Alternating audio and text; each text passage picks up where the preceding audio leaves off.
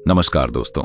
उम्मीद है आप सब अच्छे होंगे और अपनी लाइफ में कहीं ना कहीं उस सुकून, उस शांति, उस इनर पीस को ढूंढने की कोशिश कर रहे होंगे जिसके बिना सब कुछ अधूरा लगता है। यही वजह है कि आज मैं आपको एक ऐसे सफर पर लेकर चलने वाला हूं जहां वर्ड्स सिर्फ शब्द नहीं हैं, बल्कि वो दरवाजा है, उस डोरवे की तरह जो आपको इस पल में जीने की ताकत देगा। Welcome to the power of now, एक ऐसी किताब जिसने मिलियंस लोगों की जिंदगी बदल दी, उनकी सोच बदल दी और उन्हें यह सिखा दिया कि हैप्पीनेस बाहर नहीं बल्कि इसी मोमेंट में छुपी है। कभी आपने सोचा है कि क्यों हम अपनी जिंदगी में इतने परेशान रहते हैं? क्यों हम या तो पास्ट की गिल्ट में उलझे रहते हैं या फ्यूचर के डर में खोए रहते हैं? पर सच तो यह है कि ना वो बीता हुआ कल हमारे हाथ में है और ना आने वाला कल पूरी तरह हमारे कंट्रोल में है। फिर भी हम इस प्रेशियस नाउ को इग्नोर कर देते हैं। एखार्ट टोले ने इस किताब में बिल्कुल यही समझाया है कि अगर आप सच में खुश रहना चाहते हैं तो आपको खुद को, अपनी सोल को, अपने प्रेजेंट को फील करना होगा। मेरा मकसद सिर्फ एक किताब समराइज करना नहीं है, बल्कि उन इमोशंस को आपके दिल तक पहुंचाना है जिनसे ये किताब भरी हुई है। यहां मैं आपको ड्राई फैक्ट्स नहीं सुनाऊंगा, बल्कि वो स्टोरीज, वो एग्जाम्पल्स, वो बातें शेयर करूंगा जो आपके दिल को छू जाएं, आपके माइंड को अवेकन कर दें। इमेजिन कीजिए, अगर आप अभी इस वक्त अपनी सारी परेशानियों को, रिग्रेट को, वरीज को पॉज कर दें और बस अपनी सांसों को महसूस करें। क्या आप महसूस कर सकते हैं उस साइलेंस को, उस इनर स्टिलनेस को? यही तो एसेंस है द पावर ऑफ नाउ का। जब आप मेरे साथ इस वीडियो को एंड तक देखेंगे तो यकीन मानिए, यह सिर्फ एक समरी नहीं होगी, बल्कि एक जर्नी होगी आपके अंदर की तरफ।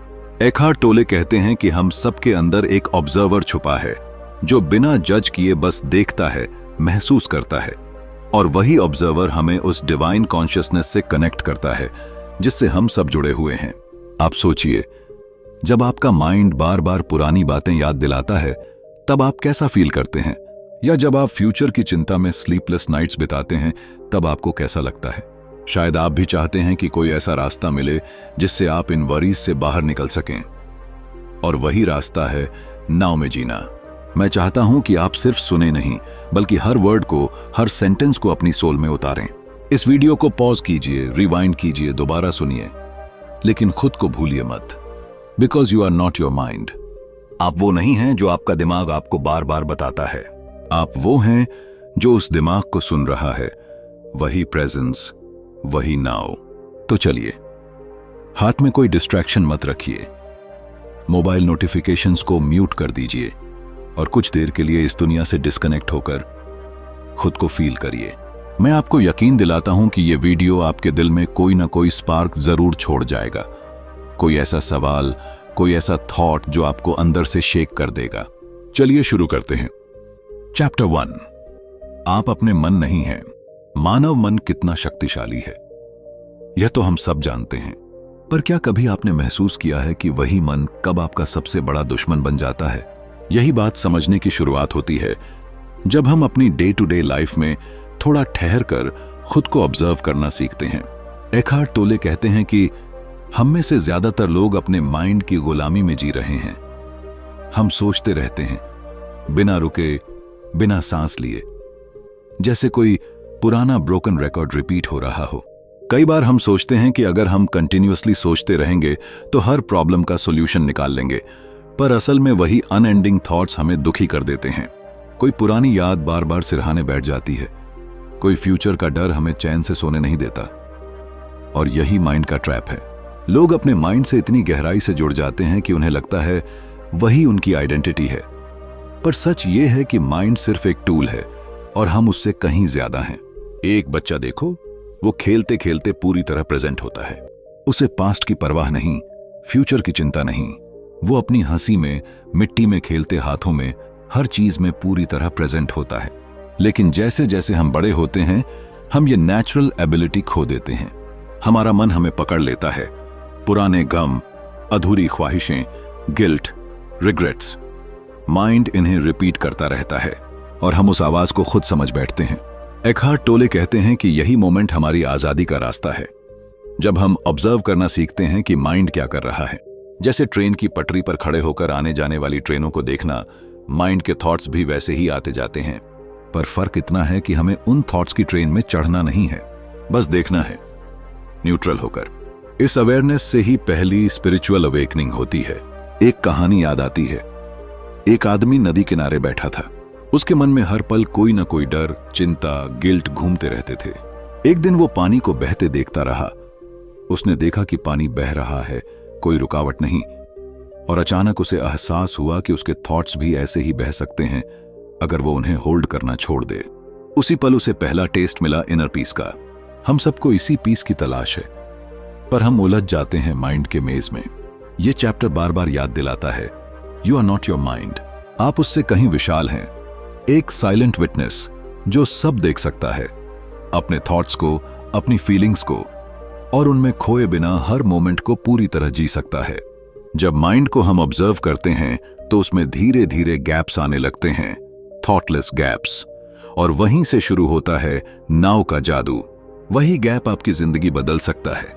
उस गैप में ना कोई दुख है, ना कोई डर, सिर्फ प्योर अवेयरनेस है।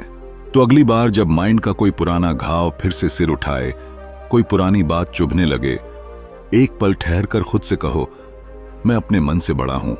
बस इसी रियलाइजेशन से लाइफ एक नई दिशा पकड़ लेती है, और वहीं से स्पिरिचुअल फ्रीडम का सफर शुरू होता है। चैप्टर 2, पीड़ा से मुक्ति का मार्ग।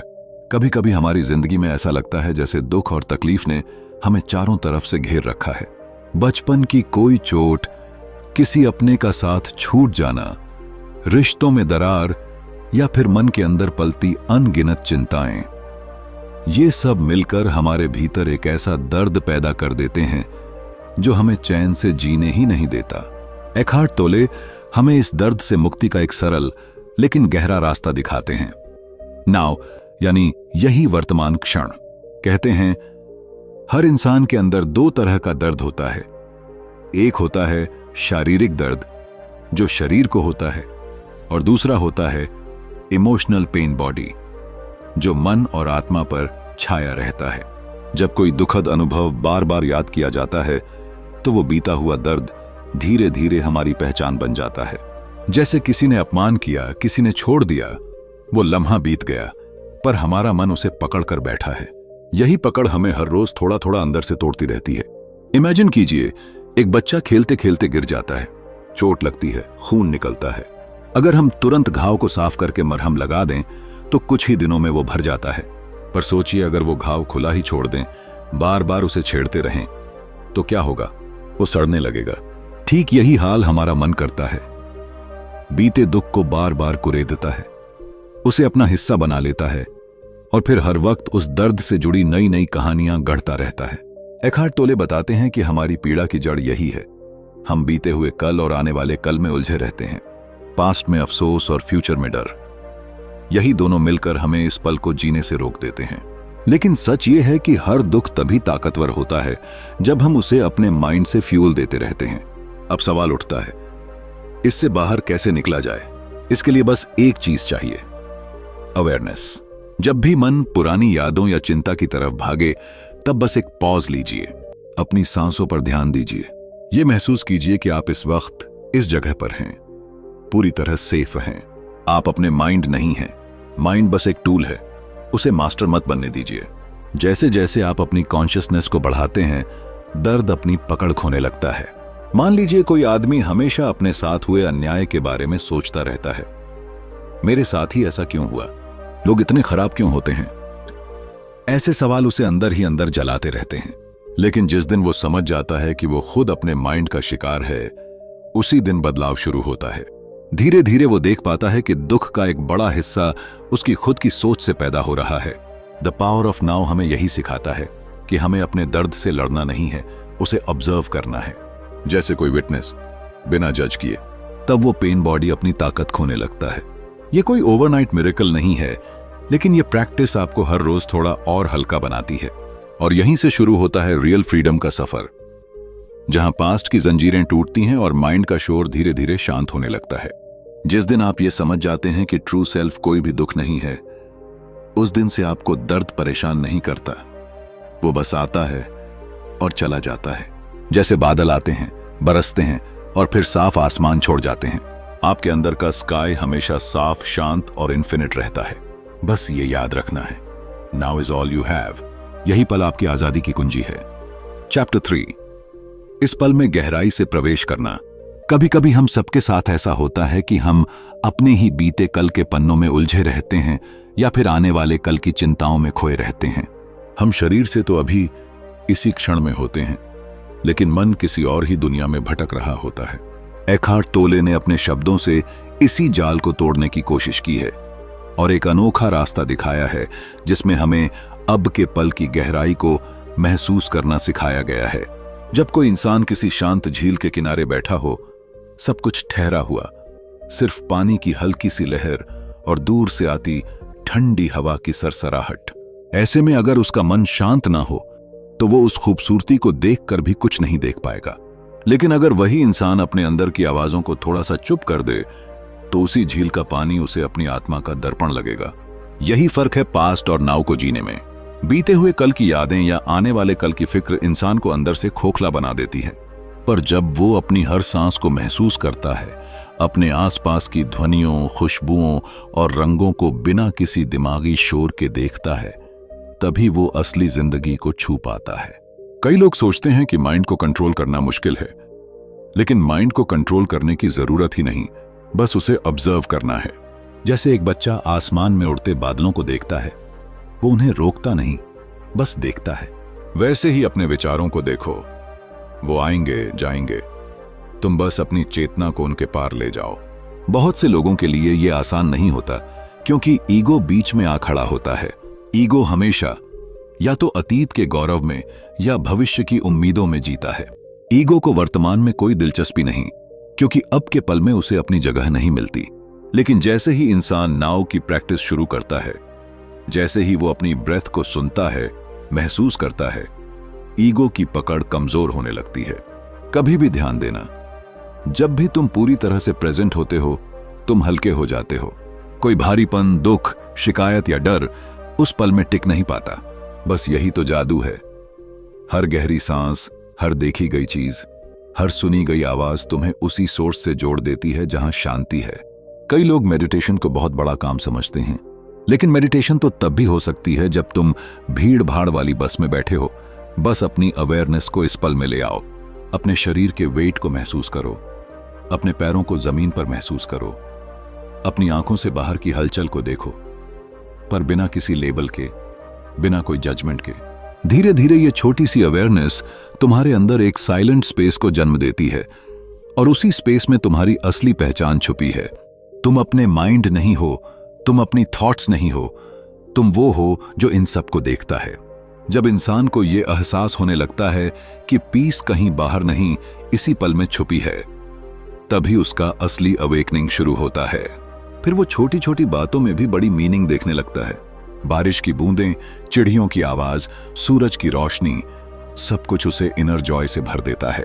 और इस तरह प्रेजेंट मोमेंट की प्रैक्टिस करते करते एक दिन वो माइंड के जाल से इतना ऊपर उठ जाता है कि पेन, सफरिंग, फियर जैसे शब्द सिर्फ किताबों तक सिमट जाते हैं। सच तो यही है कि असली फ्रीडम कोई बाहर से नहीं देता, ये तो उसी इंसान के अंदर छुपी होती है जो अब को जीना सीख लेता है। तो अगली बार जब तुम्हारा माइंड तुम्हें पास्ट के रिग्रेट्स या फ्यूचर के फियर्स में घसीटे, बस एक गहरी सांस लेना, अपनी आंखें बंद करना और खुद से कहना, I am here, I am now. मैं देखना, ये छोटा सा मंत्र तुम्हें उसी शांति की झलक देगा जिसके लिए पूरी दुनिया भाग रही है, पर जिसे पाया जा सकता है सिर्फ अब में। चैप्टर 4, वर्तमान क्षण से बचने की मन की तरकीबें। कभी आपने गौर किया है कि हमारा मन कितना चालाक है? कैसे वो हमें बार बार आज से दूर ले जाकर या तो बीते कल में उलझा देता है या आने वाले कल की चिंता में झोंक देता है। एखार्ट टोले यही कहते हैं कि हमारा मन मास्टर प्लानर की तरह काम करता है। वो हमें ये यकीन दिला देता है कि अभी का ये पल अधूरा है, कुछ कमी है, कुछ बड़ा होने वाला है या कुछ बड़ा पीछे छूट गया है। सोचिए, एक इंसान जो पार्क में बैठा है, उसके सामने सूरज ढल रहा है, पर वो उस खूबसूरत पल को देख ही नहीं पा रहा, क्योंकि उसका माइंड उसे याद दिला रहा है कि कल बॉस से क्या बहस हुई थी या आने वाले प्रेजेंटेशन में क्या गड़बड़ हो सकती है। यही माइंड की चालाकी है, वो हमें नाव में फुली प्रेजेंट नहीं होने देता। एखार्ट टोले कहते हैं कि माइंड सर्वाइवल मैकेनिज्म की तरह काम करता है। वो पेन और रिग्रेट्स को बार बार रिपीट करता है। कोई पुराना दुख, कोई पुरानी इंसल्ट, कोई अफसोस, ये सब हमारे माइंड को नया ईंधन देते रहते हैं और हम उस जाल में फंस जाते हैं। हमें लगता है कि हम सोच रहे हैं, पर असल में सोच हमें कंज्यूम कर रही है। यही माइंड की स्ट्रैटेजी है, पास्ट और फ्यूचर के लूप्स में उलझाकर हमें आज से दूर रखना। इसीलिए कई लोग मेडिटेशन की कोशिश करते हैं, पर जैसे ही आंखें बंद होती हैं, माइंड कहता है, अरे ग्रोसरी की लिस्ट बनानी थी, वो काम अधूरा रह गया, अगले महीने ईएमआई कैसे देंगे? और हम फिर से उसी दौड़ में शामिल हो जाते हैं। हम समझ ही नहीं पाते कि माइंड का नेचर ही ऐसा है। वो हमें प्रेजेंट मोमेंट की पावर को महसूस नहीं करने देना चाहता, क्योंकि अगर हम सच में अब में जीना सीख जाएं तो माइंड की कंट्रोल पावर खत्म हो जाएगी। एखार्ट टोले कहते हैं, इमेजिन करो आप सड़क पर चल रहे हैं, ट्रैफिक है, हॉर्न्स बज रहे हैं, लोग भाग रहे हैं और आपका माइंड आपको कह रहा है कि जल्दी घर पहुंचना है, डिनर बनाना है, बच्चों का होमवर्क देखना है। लेकिन अगर उसी पल आप अपनी सांसों पर ध्यान दें, अपने कदमों की आवाज सुनें, आसमान को देखें, तो आप उसी पल माइंड के जाल से बाहर आ जाते हैं। यह मोमेंट ही आपका सच है, बाकी सब माइंड के ड्रामा हैं। बहुत से लोग कहते हैं हम खुश नहीं हैं क्योंकि वो चीज नहीं मिली, वो सपना पूरा नहीं हुआ, वो इंसान हमें छोड़ गया। पर सच ये है कि हम दुखी इसलिए होते हैं क्योंकि माइंड बार बार हमें वही पुराने सीन्स दिखाता है, जैसे कोई ब्रोकन मूवी रील जो कभी खत्म ही नहीं होती। कभी आपने बच्चों को देखा है, वो अभी में जीते हैं, मिट्टी में खेलना, बारिश में भीगना, खिलौनों से बात करना। उनके लिए पास्ट या फ्यूचर नाम की कोई मूवी नहीं चल रही होती। इसलिए वो ज्यादा खुश होते हैं क्योंकि वो माइंड की चालाकियों से अभी बचे हुए होते हैं। पर जैसे जैसे हम बड़े होते जाते हैं, सोसाइटी हमें सिखा देती है कि फ्यूचर सिक्योर करो, पास्ट से सीख लो, प्लानिंग करो। प्लानिंग बुरी नहीं है, पर हर वक्त उसी में उलझे रहना, माइंड को मास्टर बना देना, यही हमारी प्रॉब्लम बन जाती है। एखार्ट टोले कहते हैं, बस इतना समझ लो कि माइंड सर्वेंट है, मास्टर नहीं। अगर आप उसे मास्टर बना दोगे तो वो आपको प्रेजेंट से डिस्कनेक्ट कर देगा, और अगर आप अवेयर हो जाओगे कि माइंड की ट्रिक्स क्या हैं, तो वो पकड़ में आ जाएगा। फिर आप उसे ऑब्जर्व कर सकते हो, उस पर हंस सकते हो और वापस नाव में लौट सकते हो। जो लोग कहते हैं कि हमें पीस चाहिए, इनर हैप्पीनेस चाहिए, उन्हें कहीं बाहर जाने की जरूरत नहीं, कोई एक्स्ट्रा टेक्निक सीखने की जरूरत नहीं। बस माइंड को ऑब्जर्व करो, उसकी ट्रिक्स को पहचानो और हर बार खुद को ये रिमाइंड करो कि now is all you have. इसी एहसास में असली फ्रीडम है। पास्ट का रिग्रेट, फ्यूचर की चिंता, ये सब माइंड का इल्यूजन है। सच तो यह है कि जो भी सच में आपका है वो सिर्फ इस पल में ही है। तो अब देर किस बात की? एक गहरी सांस लो, खुद को फील करो और अपने माइंड की चालों पर मुस्कुरा दो। यही है the power of now. Chapter 5, उपस्थित रहने की अवस्था। कभी कभी इंसान अपनी ही सोच के जाल में इस कदर उलझ जाता है कि उसे महसूस ही नहीं होता कि वो हर गुजरे हुए पल और आने वाले कल की फिक्र में अपने आज को खो देता है।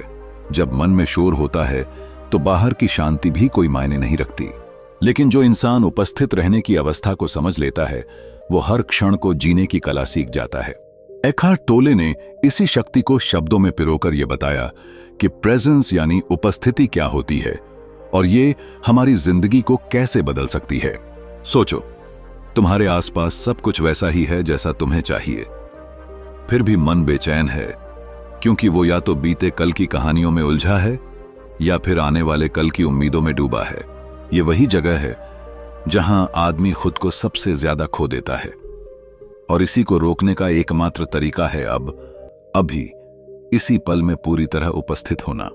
जब इंसान भीतर से सचेत होता है तो वो समझ पाता है कि माइंड उसे बस एक इल्यूजन दिखा रहा है, एक ऐसा भ्रम जिसमें वो अपनी पहचान को भी खो देता है। पर जब वही इंसान अपनी अवेयरनेस को जगा लेता है तो माइंड के सारे जाल टूटने लगते हैं। वो समझने लगता है कि हर दर्द, हर परेशानी, हर उलझन सिर्फ मन के बनाए हुए विचार हैं। जैसे ही अवेयरनेस बढ़ती है, माइंड की पकड़ ढीली होने लगती है। इसी प्रेजेंस की ताकत को महसूस करने के लिए कभी अकेले में बैठकर अपने सांसों को देखो। कोई बड़ा मेडिटेशन टेक्निक नहीं, बस अपनी सांसों को आते जाते महसूस करो। धीरे धीरे तुम्हारा माइंड शांत होने लगेगा। बॉडी और सोल के बीच जो दीवारें हैं वो गिरने लगेंगी। तुम्हें लगेगा जैसे टाइम रुक गया है, जैसे हर चीज, हर फीलिंग, हर साउंड सब बस एक पल में ठहर गया हो। यही ठहराव ही सबसे गहरी शांति है।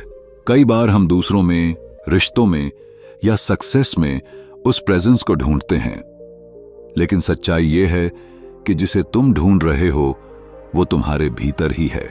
तुम जितना बाहर जाओगे उतना भटकते रहोगे, पर जैसे ही तुम अपनी अवेयरनेस को भीतर मोड़ते हो, तुम्हें एहसास होगा कि तुम्हें कहीं जाने की जरूरत ही नहीं। Everything is here and now. Eckhart Tolle यही कहते हैं कि जब तुम पूरी तरह उपस्थित होते हो तो ईगो की दीवारें गिरने लगती हैं। ईगो हमेशा बीते कल और आने वाले कल में ही जी सकता है, वो प्रेजेंट मोमेंट में टिक ही नहीं सकता। इसीलिए जैसे ही तुम प्रेजेंट मोमेंट में टिक जाते हो, ईगो कमजोर होने लगता है। यही तुम्हारी आजादी की शुरुआत होती है।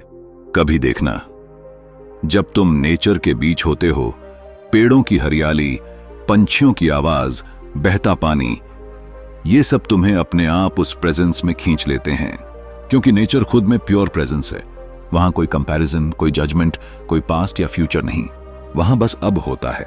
इसीलिए इंसान जब भी नेचर में जाता है तो वो हल्का महसूस करता है, जैसे कोई बोझ उतर गया हो। प्रेजेंस कोई बड़ा काम नहीं है, प्रेजेंस एक प्रैक्टिस है। जितना तुम अपनी अटेंशन को प्रेजेंट में टिकाना सीखते हो, उतना तुम्हारी लाइफ में क्लैरिटी आती है। लोग कहते हैं हैप्पीनेस बाहर है, पर सच ये है कि रियल हैप्पीनेस उस साइलेंस में है जो तुम्हारे भीतर जागती है। जब तुम पूरी तरह उपस्थित रहते हो तो अगली बार जब माइंड तुम्हें पुरानी बातों में घसीटे तो रुक जाना, अपनी सांसों को सुनो, अपने दिल की धड़कन को महसूस करो। ये छोटे छोटे पल तुम्हें उस विशाल प्रेजेंस से जोड़ते हैं जो हर प्रॉब्लम का सॉल्यूशन है। यही वो गेटवे है जहां से स्पिरिचुअल एनलाइटनमेंट की असली यात्रा शुरू होती है और जहां से इनर पीस का रियल मीनिंग खुलता है। बस इसी आर्ट को समझना है, फुली अलाइव होना, फुली प्रेजेंट होना, क्योंकि सच तो यही है कि पास्ट बीत चुका है, फ्यूचर आया ही नहीं और तुम्हारे पास सिर्फ एक ही रियलिटी है, the power of now. Chapter 6, आंतरिक शरीर। कभी कभी हमारी आंखें बाहर की दुनिया में इतना डूब जाती हैं कि हम खुद को, अपने अंदर के उस रहस्य को भूल ही जाते हैं जो हर पल हमें जीवन देता है। एकहार्ट टोले की किताब द पावर ऑफ नाउ का एक बेहद गहरा हिस्सा, आंतरिक शरीर, हमें यही याद दिलाता है कि असली शांति, असली ऊर्जा और असली जागरूकता बाहर नहीं बल्कि हमारे भीतर ही बसती है। सुबह जब सूरज की पहली किरणें चेहरे पर पड़ती हैं तो वो सिर्फ रोशनी नहीं लाती, वो हमें छूती हैं, जागृत करती हैं, भीतर की नींद को तोड़ती हैं। पर अफसोस, हम फिर भी बाहर की दुनिया में भागने लगते हैं। ऑफिस की जल्दी, ट्रैफिक की भीड़, रिश्तों के उलझे सवाल, पैसों की चिंता पर क्या कभी किसी ने ठहर कर अपने शरीर की गहराई में झांकने की हिम्मत की है? कहते हैं ना, हमारा शरीर सिर्फ हड्डियों, मांसपेशियों और खून का ढांचा नहीं है, ये एक जिंदा ऊर्जा क्षेत्र है, एक ऐसा दरवाजा जो हमें वर्तमान पल से जोड़ता है। जब भी हम अपनी आंखें बंद करते हैं और सांस की गर्माहट को महसूस करते हैं, दिल की धड़कन सुनते हैं, तो लगता है जैसे कोई अनकहा संगीत बज रहा हो। यही संगीत है इनर बॉडी, हमारा आंतरिक शरीर। एकहार्ट टोले बताते हैं कि जब इंसान पूरी तरह से अपने अंदर की ऊर्जा को महसूस करना सीख जाता है तो बाहर की चिंता और दर्द पिघलने लगते हैं, मानो कोई बर्फ की मोटी परत धूप में धीरे धीरे पिघल जाए। हमारी परेशानी बस इतनी है कि हम शरीर को सिर्फ एक वस्तु मानते हैं। कोई भी दर्द हुआ तो दवा ले ली, थकान हुई तो सो गए, पर जो थकावट दिमाग और आत्मा में बैठी है उसका क्या? उसका इलाज सिर्फ एक ही है, शरीर के भीतर उतरना, वहां की नर्म रोशनी को महसूस करना, वहां की खामोशी को सुनना। कभी यूं ही हाथों को देखिए, महसूस करिए कि उनमें खून बह रहा है, एक कंपन है, एक ऊर्जा है। उसी ऊर्जा को जब आप पूरे शरीर में बहने देते हैं तो आप अपने आप से फिर से जुड़ जाते हैं। न कोई बीती हुई बातें खींचती हैं, न आने वाले कल की चिंता डराती है। आप सिर्फ अब में होते हैं, नाव में। एक कहानी है, एक बुजुर्ग साधक ने अपने शिष्य से कहा, अगर तुम सच में भगवान को पाना चाहते हो तो पहले खुद को पूरी तरह जान लो। जब तुम अपने शरीर के हर हिस्से में ऊर्जा को महसूस करने लगोगे, तब तुम्हें पता चलेगा कि तुम्हारे भीतर ही परमात्मा का घर है। यही तो एखार्ट टोले कहना चाहते हैं। शरीर को महसूस करना मतलब भगवान को महसूस करना। इनर बॉडी को जागृत रखना आसान नहीं, पर नामुमकिन भी नहीं। जैसे जैसे आप ध्यान और अवेयरनेस से अपने भीतर के कंपन को महसूस करेंगे, वैसे वैसे पुरानी नेगेटिविटी खुद ही टूटने लगेगी। डर, गुस्सा, दुख, ये सब शरीर में कहीं ना कहीं जड़ें जमाए बैठे रहते हैं, पर जैसे ही आप लाइट ऑफ प्रेजेंस को भीतर फैलाते हैं, ये जड़ें उखड़ने लगती हैं। सोचिए, अगर इंसान अपने शरीर में ही फुली प्रेजेंट रहने लगे तो फिर किसी और मंदिर, मस्जिद या चर्च जाने की जरूरत कहां बचेगी। सच्चाई तो यही है कि जो प्रेजेंट मोमेंट में है वो ही सच में जिंदा है। बाकी सब बीते कल की परछाइयां हैं या आने वाले कल के डर। जब अगली बार आप बहुत तनाव में हों, बस अपनी आंखें बंद करें, सांसों को ऑब्जर्व करें और पूछें, क्या मैं अपने आंतरिक शरीर से जुड़ा हूं? लेकिन जवाब अगर हां में आया तो समझ लीजिए कि आप एक कदम एनलाइटनमेंट की तरफ बढ़ चुके हैं। आखिर में यही कहना चाहूंगा, बॉडी को सिर्फ बॉडी मत समझो, इसे अपने सोल का मंदिर बनाओ। जब तक शरीर से रिश्ता गहरा नहीं होगा, तब तक मन शांत नहीं होगा, और मन शांत नहीं होगा तो बाहर की दुनिया हमेशा उथल पुथल मचाए रखेगी। तो आज ही ठहरो, महसूस करो और नाव में जीना सीखो। यही है असली पावर ऑफ नाउ। चैप्टर 7, अप्रकट तक पहुंचने के द्वार ब्रेक करी है। कभी कभी हमारी जिंदगी इतनी तेज दौड़ने लगती है कि हम अपने अंदर की उस खामोशी को सुन ही नहीं पाते, जो सच में हमें हर दर्द, हर उलझन से आजादी दिला सकती है। एखार्ट टोले ने अपनी किताब द पावर ऑफ नाउ में जिस अप्रकट की बात की है, वो कोई रहस्यमयी चीज नहीं, बल्कि वो हमारे भीतर का वही हिस्सा है जो हमेशा शांत, स्थिर और शुद्ध है, पर जिसे हम महसूस ही नहीं कर पाते क्योंकि हमारा माइंड लगातार शोर मचाता रहता है। जैसे कोई गहरी झील जिसकी सतह पर लहरें हैं, लेकिन उसकी गहराई में उतर जाओ तो वहां बस ठहराव ही ठहराव है। हमारी आत्मा भी कुछ ऐसी ही है, लेकिन लोग लहरों में उलझ जाते हैं, विचारों, डर, दुख, लालच और भ्रम में। हम ये मान ही लेते हैं कि हमारा पेन ही हमारी सच्चाई है, लेकिन सच्चाई तो वो है जो कभी बदलती ही नहीं, और वो है प्रेजेंस, वो है अनमैनिफेस्टेड।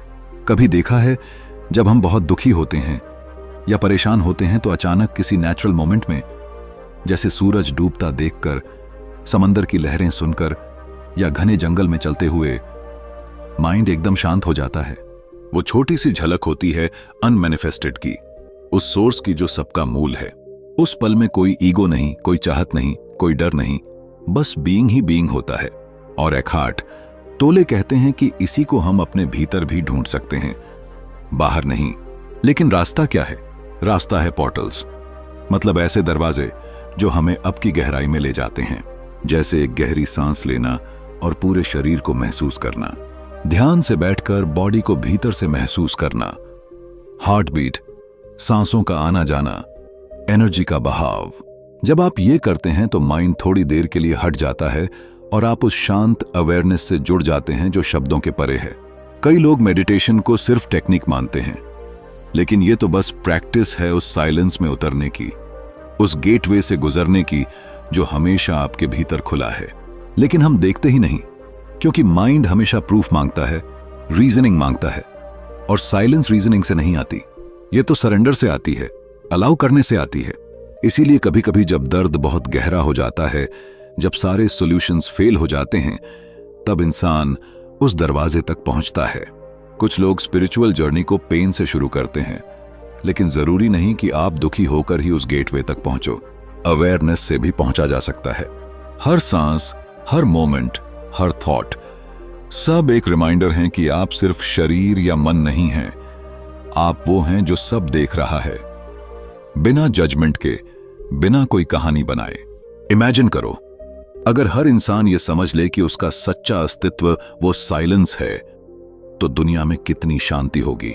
कोई किसी से लड़ाई नहीं करेगा ईगो के लिए, कोई डर से डिसीजंस नहीं लेगा, कोई अपने पेन को आइडेंटिटी नहीं बनाएगा। इंस्टेड लोग मोमेंट में जिएंगे, प्रेजेंट में, और वही है गेटवे टू द अनमैनिफेस्टेड। तो अगर तुम्हें सच में पीस चाहिए, फ्रीडम चाहिए, तो बाहर मत भागो।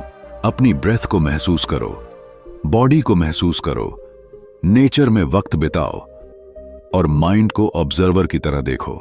तब तुम्हें पता चलेगा कि तुम कितने बड़े हो। इन्फिनिट और अनमैनिफेस्टेड तुम में ही बसा है। यही है वो अनकहा सच जो एखार्ट टोले हम सबको याद दिलाते हैं कि दरवाजे कहीं और नहीं, हमारे भीतर ही हैं। बस जरूरत है माइंड की दीवारों को थोड़ा किनारे करने की और खुद को अलाउ करने की। चैप्टर 8, प्रबुद्ध संबंध। कभी आपने गौर किया है कि हमारे रिश्ते ही हमारे सबसे बड़े सुख और सबसे बड़ी पीड़ा दोनों के कारण बन जाते हैं। जब हम किसी से प्यार करते हैं तो लगता है जैसे दुनिया की सारी खुशियां हमारे कदमों में हैं, लेकिन वही रिश्ता जब दर्द देने लगे तो इंसान खुद को सबसे ज्यादा अकेला महसूस करता है। यही उलझन एखार्ट टोले हमें समझाते हैं कि कैसे हमारे रिश्तों की जड़ें हमारे भीतर के अवचेतन में छिपी होती हैं, और जब तक हम खुद को नहीं समझेंगे तब तक हमारे संबंध भी उलझे रहेंगे। हर इंसान अपने अंदर अधूरापन लेकर चलता है। यह अधूरापन वह दूसरों में पूरा करना चाहता है, पार्टनर में, दोस्त में या परिवार में। जब हमें कोई ऐसा इंसान मिलता है जो हमें खास महसूस कराता है तो कुछ वक्त के लिए लगता है जैसे वह खालीपन भर गया, लेकिन जैसे ही वो इंसान हमारी उम्मीदों पर खरा नहीं उतरता, वही प्यार झगड़े और तकरार में बदल जाता है। प्यार का यही बदलता रूप हमें तोड़ देता है, क्योंकि हम अपनी खुशी का दरवाजा किसी और की चाबी से खोलने लगते हैं। एखार्ट टोले कहते हैं, सचमुच का प्यार तभी जन्म लेता है जब हम प्रेजेंट मोमेंट में जीते हैं, जब दो लोग अपनी अधूरी जरूरतों को पूरा करने के लिए नहीं, बल्कि अपनी उपस्थिति से एक दूसरे को जोड़ते हैं। जब किसी के साथ होते हुए भी कोई उम्मीद नहीं रहती कि वह हमें खुश करेगा या हमारी तकलीफें मिटाएगा, तभी रिश्ता प्रबुद्ध बनता है। ऐसा रिश्ता दो आत्माओं के मिलन से जन्म लेता है, न कि अधूरी चाहतों से। कई बार हम अपने पार्टनर में ही अपनी तकलीफों का कारण ढूंढने लगते हैं। एक छोटी सी बात पर भी लड़ाई हो जाती है, क्योंकि हमारे भीतर गहरे दबे दर्द, बचपन के घाव और पुरानी यादें जाग जाती हैं। एखार्ट टोले इसे पेन बॉडी कहते हैं, वो भावनात्मक जख्म जो हम अपने अंदर लिए फिरते हैं। जब पेन बॉडी एक्टिव होता है तो हम अपने शब्दों और भावनाओं पर काबू खो देते हैं। उसी पल हमें यह याद रखना है कि हम अपने मन नहीं हैं, हम उससे बहुत बड़े हैं। जब हम अपने अंदर के दर्द को पहचान लेते हैं तो धीरे धीरे वह दर्द पिघलने लगता है। कितनी बार ऐसा होता है कि हमें अपने पार्टनर में ही दुश्मन नजर आने लगता है। सोचिए, क्या होगा अगर उस पल हम थोड़ा ठहर जाएं, चुप हो जाएं और गुस्से की जगह अपने अंदर झांकें। शायद हमें एहसास होगा कि झगड़ा उस इंसान से नहीं बल्कि हमारे भीतर की पीड़ा से है। जब हम पूरी तरह जागरूक होकर किसी से जुड़ते हैं तो रिश्ता पूजा बन जाता है। उस पल न कोई शिकायत बचती है, न कोई उम्मीद, सिर्फ मौन होता है, प्योर प्रेजेंस। ऐसा रिश्ता बहुत सुंदर होता है क्योंकि उसमें कंट्रोल, पॉसेसिवनेस और ईगो की जगह ही नहीं बचती। वहां सिर्फ एक्सेप्टेंस होता है, एक दूसरे को वैसे ही स्वीकार करना जैसा वह है। सोचिए, अगर हर रिश्ता ऐसा हो जाए जहां आप सामने वाले को बदलने की कोशिश ना करें बल्कि खुद की अवेयरनेस से उसे स्पेस दें। जब दो लोग जागरूक होकर जुड़ते हैं तो वो एक दूसरे के टीचर बन जाते हैं, एक दूसरे के आईने। हर बार जब ईगो सिर उठाए तो यह रिश्ता हमें फिर से नाउ मोमेंट में खींच लाता है। रिश्ते को बोझ बनाने के बजाय उसे ध्यान मेडिटेशन बना दीजिए। अगली बार जब गुस्सा आए या दिल टूटे तो उस दर्द को ऑब्जर्व कीजिए, बिना उसे जज किए। आप पाएंगे धीरे धीरे वही दर्द आपको आजाद कर रहा है। तब आप सच में जानेंगे कि प्यार का मतलब क्या है। यही है प्रबुद्ध संबंध, एक ऐसा रिश्ता जहां दो आत्माएं अपनी अधूरी कहानियां लेकर नहीं आती, बल्कि जागरूकता के प्रकाश में खुद को और एक दूसरे को देखती हैं। वहां सिर्फ बीइंग है और बीइंग में ही रियल लव है। चैप्टर 9, सुख दुख से परे जहां शांति है। कभी कभी जिंदगी में ऐसा मोड़ आता है जहां इंसान को लगता है कि खुशी और गम ये दोनों ही एक जैसे छलावे हैं, बस चेहरे अलग हैं। एखार्ट टोले की किताब द पावर ऑफ नाउ का यह हिस्सा, सुख दुख से परे जहां शांति है, हमें उस जगह तक ले जाता है जहां इंसान के मन का असली ठिकाना छुपा है, शांति। जरा सोचिए, जब कोई इंसान अपनी सारी खुशियां बाहरी चीजों में ढूंढता है, नई गाड़ी, बड़ा घर, लाइक्स, तारीफें, तो क्या वो वाकई में अंदर से सुकून महसूस करता है? शायद कुछ पल के लिए हाँ, लेकिन फिर वही पुरानी बेचैनी, वही खालीपन। जैसे समुंदर की लहरें आती हैं, छूकर चली जाती हैं, वैसे ही सुख दुख भी इंसान की जिंदगी में आते जाते रहते हैं। कोई पकड़ी डियच नहीं सकता इन्हें। मगर एखार्ट टोले कहते हैं कि एक ऐसी जगह है जहां हम इन दोनों से ऊपर उठ सकते हैं, और वो जगह कहीं बाहर नहीं, हमारे अंदर है। कहते हैं कि एक बार एक साधु नदी किनारे बैठा ध्यान कर रहा था। उसके पास से एक अमीर आदमी गुजरा, जिसने साधु को फटे कपड़ों में देखा और पूछा, तुम्हें कुछ चाहिए? मैं तुम्हारी मदद कर सकता हूं। साधु ने मुस्कुराकर जवाब दिया, मुझे वो चीज चाहिए जो तुम्हारे पास भी नहीं है, सच्चा इनर पीस। अमीर आदमी कुछ कह नहीं पाया। वो सब कुछ होते हुए भी अंदर से खाली था। यही तो है वो गहरी सच्चाई। जब तक इंसान अपनी चेतना को, अपनी प्रेजेंस को नहीं समझता, तब तक सुख और दुख के झूले में झूलता रहता है। जब कोई इंसान यह देख पाता है कि हर भावना, हर दुख, हर खुशी बस बादल की तरह है, आते हैं गुजर जाते हैं, तो उसे एहसास होता है कि वो बादल नहीं है, वो तो आसमान है। यही है वह स्थान जहां शांति है। एखार्ट टोले कहते हैं, बी द स्पेस, न कि वो चीज जो उस स्पेस में घट रही है। इमेजिन कीजिए, अगर आप अपनी सबसे बड़ी परेशानी को देख पाएं बिना उससे बंधे हुए, तो कैसा लगेगा? वही है फ्रीडम। जिंदगी में जब भी कुछ बुरा घटे तो हम या तो उससे लड़ते हैं या भागते हैं, मगर एक तीसरा रास्ता भी है, उसे सिंपली देखना, विटनेस करना। जब कोई परेशानी आए और आप उसे ऑब्जर्व करें, तो आप पाएंगे कि वो अपना असर खो देती है। अचानक वो उतनी भारी नहीं लगती। ये कोई मैजिक ट्रिक नहीं है, ये है प्रेजेंट मोमेंट में जिए जाने की कला। और जब आप हर सिचुएशन को इस अवेयरनेस से देखते हैं, तो आप रियलाइज करते हैं कि पीस कोई टारगेट नहीं, कोई डेस्टिनेशन नहीं। पीस तो वही है जो हमेशा आपके भीतर था। एखार्ट टोले बताते हैं कि खुशियां बदलती हैं, कभी दोस्तों के साथ, कभी नई नौकरी, कभी किसी रिलेशनशिप में, मगर जो पीस अंदर है वो कभी नहीं बदलती। जब आप ये समझ लेते हैं कि आपके अंदर का साक्षी ही आपकी असली पहचान है, तब आप हर सिचुएशन को उसी अवेयरनेस से जीते हैं। तब न सुख आपको बांध पाता है, न दुख आपको तोड़ पाता है। इसीलिए जिंदगी की भागदौड़ में जब कभी आप थक जाएं, तो बस एक पल आंखें बंद करके खुद से पूछिए, am I really just this thought, this problem, this emotion? आप पाएंगे जवाब है नहीं, आप उससे कहीं ज्यादा हैं। आप हैं शांति का वो दरिया जो हमेशा बहता रहता है, चुपचाप, गहराई में। तो दोस्तों, अगर आप सच में इस अनमोल तोहफे को जीना चाहते हैं, तो कल का पछतावा और कल की उम्मीद छोड़ दीजिए और आज में उतर जाइए। इसी नाव में वो डोर खुलता है जहां सुख दुख का कोई जिक्र नहीं, बस प्योर पीस है। वही असली एनलाइटनमेंट। यही संदेश है। Stop chasing happiness, let go of sorrow, और बस खुद से मिलिए इसी पल में। यही है the power of now. Chapter 10, समर्पण का अर्थ। कभी कभी जिंदगी हमें ऐसे मोड़ पर खड़ा कर देती है जहां हम लाख कोशिशों के बाद भी हालात को बदल नहीं पाते, चाहे कितना भी संघर्ष कर लें। नतीजा वही पुराना सा खालीपन, वही उलझन और वही बेचैनी। ऐसे ही वक्त में एखार्ट टोले हमें एक शब्द देते हैं, समर्पण। लेकिन यह कोई हार मान लेना नहीं है, बल्कि यह है अपने अंदर उस जगह को खोजना जहां आप हर संघर्ष से ऊपर उठ जाते हैं। कल्पना करो, किसी नदी के किनारे खड़े होकर तुम धारा के खिलाफ लड़ने की कोशिश कर रहे हो। पानी की ताकत से तुम्हारे हाथ छिल जाते हैं, पैर डगमगाने लगते हैं, लेकिन तुम फिर भी हार मानने को तैयार नहीं।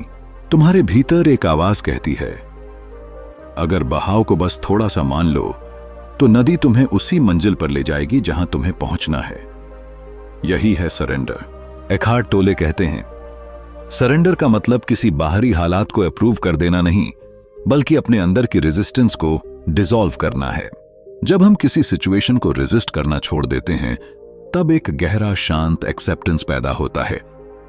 एक ऐसी शांति जो तुम्हारे माइंड को कंट्रोल नहीं करती, बल्कि तुम्हारे सोल को आजाद कर देती है। बहुत से लोग सोचते हैं कि सरेंडर का मतलब है कमजोर होना, पर हकीकत तो यह है कि सरेंडर वही कर सकता है जो भीतर से मजबूत है। जैसे कोई पेड़ आंधी में झुक जाता है ताकि उसकी जड़ें न उखड़ें, वैसे ही जब इंसान अपने ईगो को सरेंडर करता है, तो उसका असली स्वरूप और मजबूत हो जाता है। ईगो बार बार कहेगा तुम हार जाओगे, तो पर दिल कहेगा तुम खुद को जीत लोगे। जब कोई इंसान पूरी तरह सरेंडर करता है तब उसके भीतर एक नया स्पेस खुलता है, वही स्पेस जहां सिर्फ अब होता है। पास्ट की परछाइयां, फ्यूचर की चिंता सब वहीं बह जाती हैं जैसे कोई पुराना सपना। और इसी स्पेस में इंसान को रियल फ्रीडम का एहसास होता है, जहां न डर रहता है, न गिल्ट और ना ही कोई अधूरापन। एखार्ट टोले की यही टीचिंग हमें सिखाती है कि सरेंडर कोई एक्शन नहीं बल्कि एक स्टेट ऑफ बीइंग है। इसका मतलब है जो है उसे पूरी अवेयरनेस से एक्सेप्ट करना। जैसे कोई मां अपने बच्चे को हर हालत में गले लगा लेती है बिना कोई शर्त रखे, वैसा ही अनकंडीशनल एक्सेप्टेंस अपने जीवन के हर पल को देना। कई लोग सोचते हैं सरेंडर कर दूं तो प्रैक्टिकल लाइफ कैसे चलेगी। बिल्कुल चलेगी, क्योंकि सरेंडर करने से हम इनएक्टिव नहीं होते बल्कि एक्शन के पीछे छुपा हुआ डर खत्म हो जाता है। अब जो एक्शन होता है वो प्योर अवेयरनेस से आता है, ना पास्ट का बर्डन, ना फ्यूचर का स्ट्रेस, बस एक सिंपल फ्लो जैसे नदी बहती है। सोचो, अगर तुम्हारे सारे डिसीजंस किसी डर, गिल्ट या ईगो से नहीं बल्कि प्योर अवेयरनेस और ट्रस्ट से हों तो जिंदगी कितनी लाइट और पीसफुल हो जाएगी। सरेंडर तुम्हें मजबूर नहीं करता बल्कि तुम्हें उस यूनिवर्सल इंटेलिजेंस से जोड़ देता है जो हर कण में धड़क रही है। आखिर में सरेंडर कोई टेक्निक नहीं, ये एक गहरा भरोसा है कि जो हो रहा है वो तुम्हारे भीतर के शुद्धतम कॉन्शियसनेस को जागृत करने के लिए हो रहा है। और जैसे ही तुम सरेंडर करते हो तुम्हारा माइंड शांत होता है, तुम्हारे दिल में स्पेस बनती है और वहीं से तुम्हें वो अनुभव होता है जिसे टोली एनलाइटनमेंट कहते हैं। तो अगली बार जब हालात हाथ से बाहर जाएं, बस थोड़ी देर अपनी ब्रेथ सुनना, अपने रेजिस्टेंस को ऑब्जर्व करना और खुद से कहना I let go, I surrender. बस इतना ही काफी है ताकि तुम्हारा माइंड फ्री हो सके और तुम्हारी सोल को वो आसमान मिल सके जिसमें उड़ान की कोई सीमा नहीं। अगर तुम भी इस जर्नी में अपने अंदर के पुराने बोझ को छोड़कर एक फ्रेश जीवन की शुरुआत करना चाहते हो तो द पावर ऑफ नाउ की ये बात अपने दिल में उतार लो। सच में सब कुछ यहीं है, अभी है, बस सरेंडर करना सीख लो। दोस्तों, अगर आज की ये बात आपके दिल को कहीं ना कहीं छू गई हो तो आज से ही थोड़ा सा खुद को बहाव के हवाले कर दीजिए, लड़ाई छोड़कर शांति को मौका दीजिए। अगर ये वीडियो अच्छा लगा हो तो लाइक जरूर करना, कमेंट में बताना कि आप कब सरेंडर करना चाहेंगे और चैनल को सब्सक्राइब करके बेल आइकन दबा देना ताकि ऐसी सोलफुल बातें आप तक हमेशा पहुंचती रहें। अभी के लिए स्टे प्रेजेंट, स्टे पीसफुल। मिलते हैं अगले वीडियो में। धन्यवाद।